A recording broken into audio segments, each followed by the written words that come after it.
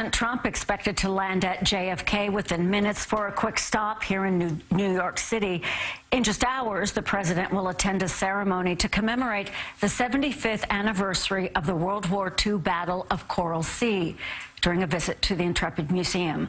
CBS 2's Dick Brennan live there now on the west side as people are waiting.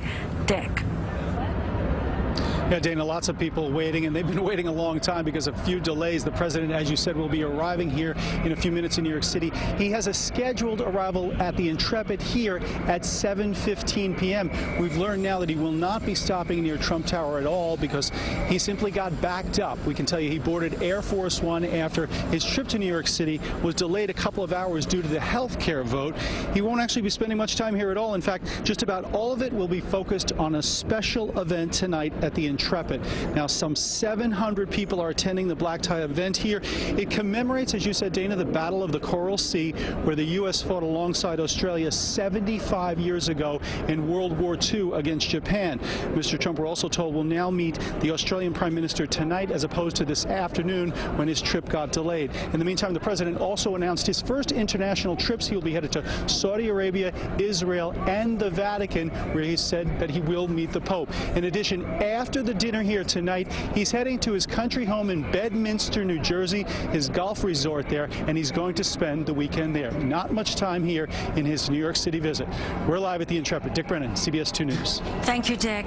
Now to breaking news. A Staten Island jury finds former New Jersey police officer Pedro Abad guilty in a wrong-way crash that killed 2 people.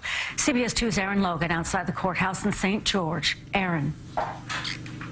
Dana, after just 3 hours of deliberating, the jury read its unanimous not guilty verdict. You could just see a sigh of relief for victims' family members and friends. As for Pedro Abad, he told us this morning that he would be okay if he walked away in handcuffs this afternoon, which he did.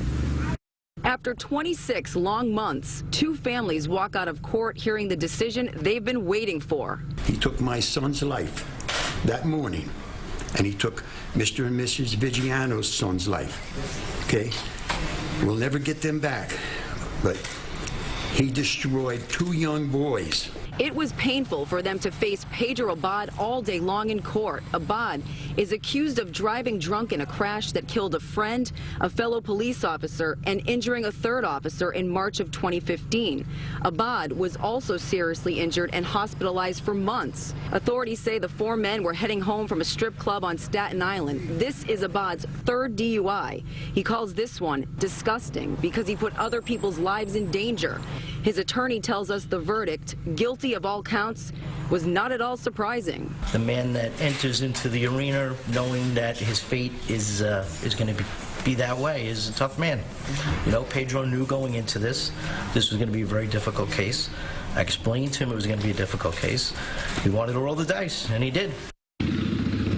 Now, Abad didn't really show any signs of remorse. He tells us that God has a plan for him and that he is okay with all of this.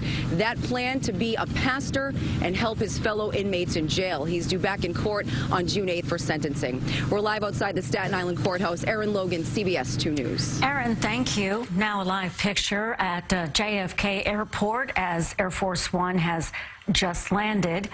We don't quite see it in this picture yet, but President Trump arriving in New York for a visit at the Intrepid Sea, Air and Space Museum, as well as staying here for the weekend at his home in Bedminster at the golf club. The first time the president has been in New York since he was inaugurated. We'll keep an eye on this for you.